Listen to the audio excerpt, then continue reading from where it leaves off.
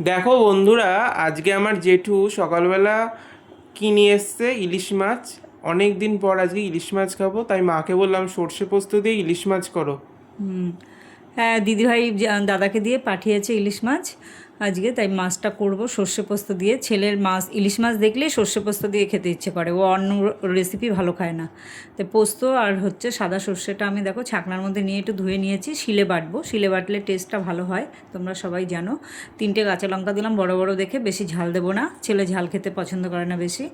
আর লবণ দিলাম একটু, বাটতে সুবিধা হবে এবং গন্ধটা ভালো বেরোবে।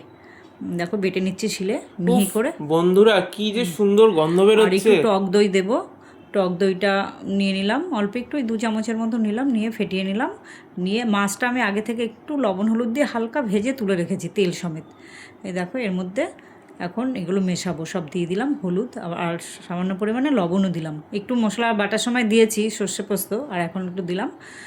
দেখো দিয়ে মা, ভালো করে মনে মেখে নেব। হচ্ছে এত সুন্দর গন্ধ বেরোচ্ছে কাঁচাই খেয়ে নি, আর রান্না করতে হবে না। একটু টাইম দে, রান্নাটা করি তারপরে খা। দেখ সব মাখিয়ে নিয়ে আমি কড়াই বসিয়ে দিয়েছি, এবার কড়াইয়ের উপরে দিয়ে দেবো। আলাদা করে কড়াইতে আর তেল দেবো না। দেখো এগুলো ভালো করে কাঁচাও দিতে পারো তোমরা মাছগুলো।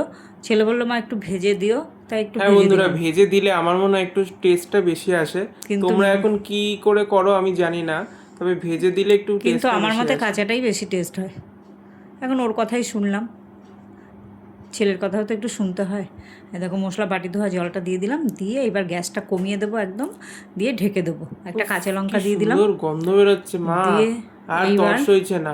এই দেখো রেডি আমি কিন্তু হয়ে আজকে গেছে স্নান আমাদের। করে খাবো না, এখনই খেয়ে নেবো। বাট স্নান করে আয়, স্নান তাই? করে খা। ঠিক আছে।